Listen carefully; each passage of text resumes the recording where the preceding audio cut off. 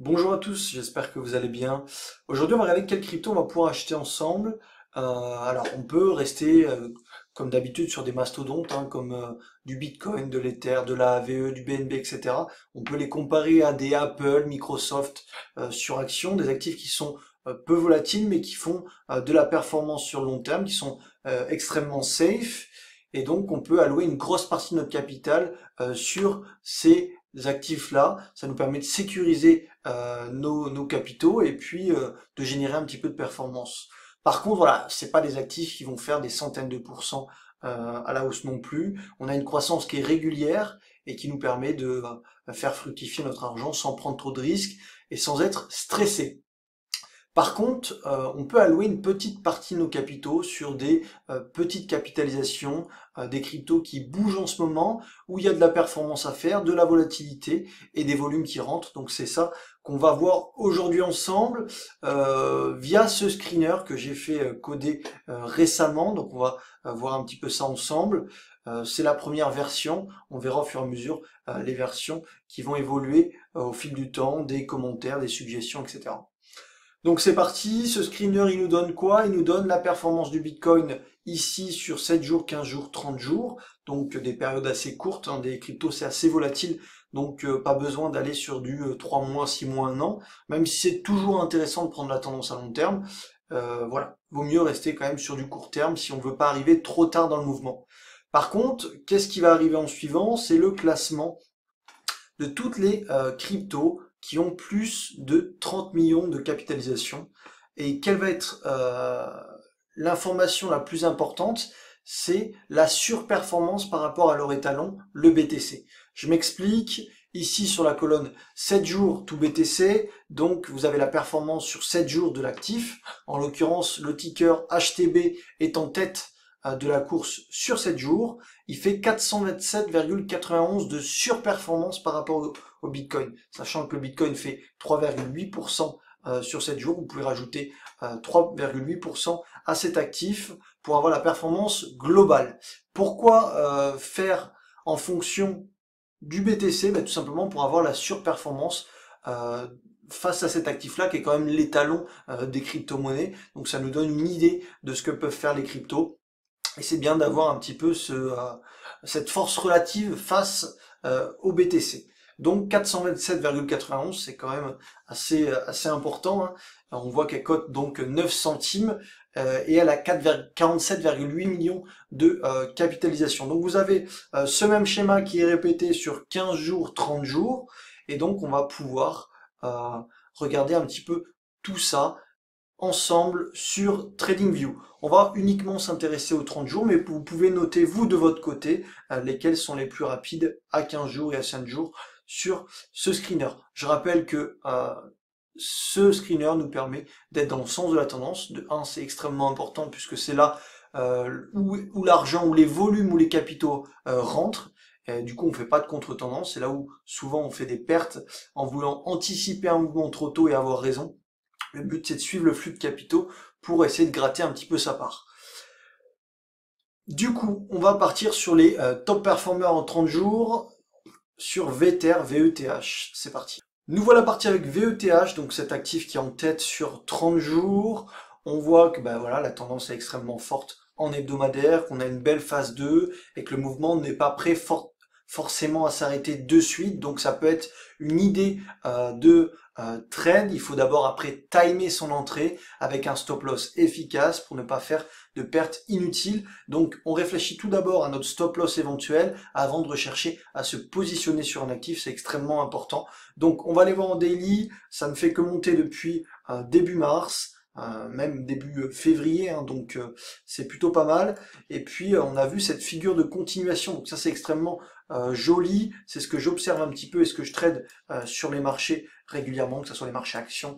Voilà, c'est une figure qui est quand même assez intéressante sur tous les marchés. Donc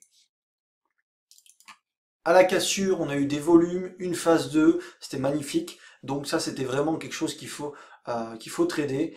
On va regarder maintenant ce qu'on peut faire sur cet actif. Donc on a la bande de Bollinger Basse qui peut être une zone de support dynamique. Ça pourrait être intéressant à payer éventuellement. Au niveau des chiffres ronds, vous avez les 0,10 qui sont un tout petit peu plus bas. comme ceci, je suis pas sûr qu'on y retourne. Si on veut pouvoir rentrer peut-être un petit peu plus haut dans le mouvement, peut-être les 0,1250, un chiffre rond qui correspondrait également à la bande de Bollinger, donc convergence de signaux, c'est plutôt pas mal. Voilà. Sinon, ben, en 30 minutes, il faudrait arriver à breaker cette dynamique. Donc, je vous trace ça de suite. Tac. Voilà. Tant qu'on casse pas cette oblique, ça sera un petit peu compliqué de repartir à la hausse. On aura un joli signal à la rupture de cette dernière, des volumes, je pense, donc peut-être une reprise de la tendance. En tout cas, on est sur l'actif qui va le plus vite sur 30 jours, donc c'est quelque chose d'important à suivre et à comprendre. Vous n'êtes pas tout seul sur cet actif. Hop, on peut tracer une petite figure comme ceci. Alors même s'il va chercher les 0,1250, ça ne remet pas en cause le scénario. Soit vous anticipez sur une zone de support probable, on n'est jamais sûr à 100%, soit vous allez tout simplement attendre la rupture de cette oblique pour mieux repartir. Ok. On va retourner sur notre screener, puis on va aller voir deux trois actifs comme ça. Donc BAAS, Bacide. On va aller voir ça ensemble. Alors j'ai dit quoi? Bacide.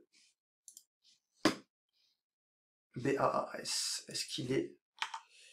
Il n'est pas sur TradingView, donc on va passer au suivant. Des fois, ils sont pas tous listés, hein. C'est des petites valeurs parfois. XYO. Pas sûr que celui-là il soit non plus.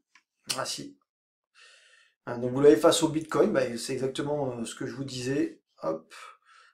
Le screener nous fait la surperformance face au BTC. On a vu que dernièrement, hein, ça a explosé.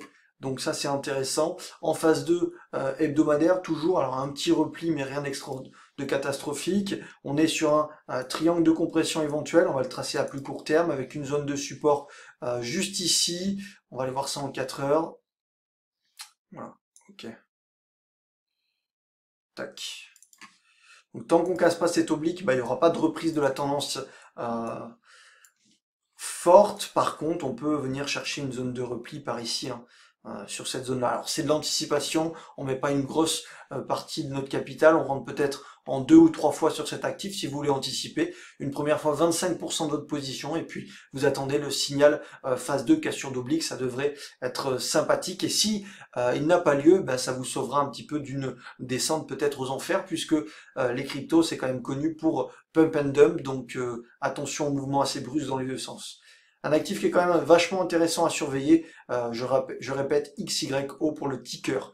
On va regarder le Turtle Coin, TRTL ensemble, face au BTC, donc vous vous doutez bien que c'est le même graphique, une surperformance depuis quelques semaines, et puis là on est en train de mécher, mais des gros volumes, donc on va voir un petit peu en journalier, on est en plein retracement juste ici avec une zone marquée des supports des 0,88, c'est normal, c'est face au BTC. On est à quel niveau actuellement sur le screener?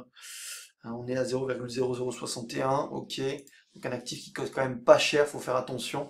Mais pourquoi pas faire de la performance dessus, hein, puisqu'on a une belle oblique comme ceci qui vient d'être cassée. Donc éventuellement rentrer en position. On peut peut-être la peaufiner un petit peu. Alors attendez, hop, voilà. On a un beau triangle de compression qui est sur le point d'être cassé, avec une belle zone de support bien marquée juste ici. Donc c'est pas mal. Tant qu'on ne réintègre pas cette zone de support, les achats sont quand même vachement envisagés. Et puis on peut aller voir en 30 minutes, hein. On peut déclencher un petit signal à la phase de 30 minutes, ça pourrait être sympa. On sera au-dessus de l'oblique, au-dessus de notre zone de support. Et puis on sera sur le top numéro 4 des actifs en surperformance. Voilà. Il y a à peu près 700 valeurs de crypto, hein, à plus de 30 millions de capitalisation. Et c'est la 4e valeur qui ressort sur notre screener en 30 jours. Donc c'est quand même du costaud. Un petit achat qui se déclenchera peut-être en sortie du range juste ici pour aller chercher peut-être les derniers sommets. On va aller voir une dernière valeur. Elysia, 5e position, ticker EL. Et puis, on va aller voir ça. Est-ce qu'il y a cette valeur?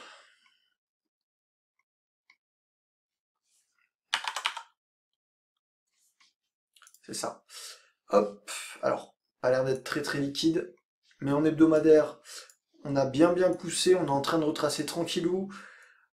En daily, on a marqué une zone de support avec cette zone de gap juste là. Donc ça, c'est une zone extrêmement forte. On va la marquer directement. On va la cloner pour marquer l'ouverture et la clôture du gap. C'est extrêmement important en analyse technique. Et puis on va aller voir en 4 heures rapidement, voir ce que ça donne. Prend un petit peu de temps. Là, j'ai l'impression qu'il a du mal sur cet actif-là. Bon.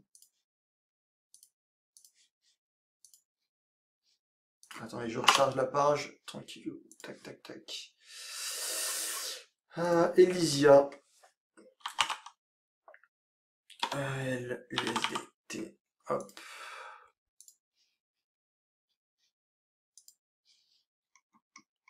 Ok. Donc j'ai l'impression qu'il n'y a pas trop de volume. On va regarder ça. S'il n'y a pas de volume, hein, comme ça peut être le cas sur cet actif-là, ou alors c'est TradingView qui représente pas super bien le prix, on laisse de côté la valeur. En tout cas, on a fait le tour de pas mal d'actifs.